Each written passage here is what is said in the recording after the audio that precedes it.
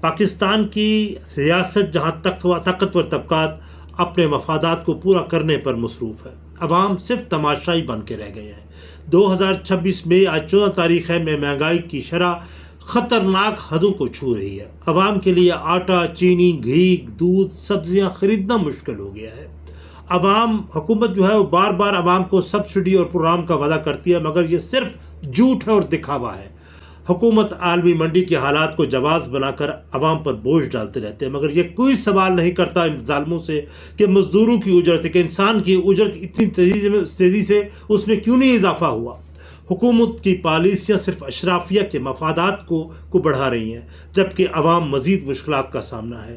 حکومتی اقدامات کے باوجود معیشت کی حالت درست نہیں ہو رہی۔ عوامی خدمت کی بجائے سیاستدان صرف اقتدار کے کھیل میں مگن ہے۔ جب تک حکمران طبقہ اپنی حقیقت نہیں سمجھے گا، پاکستان اسی بحران میں رہے گا اور عوام کی خاموشی بغاوت میں تبدیل ہو سکتی ہے۔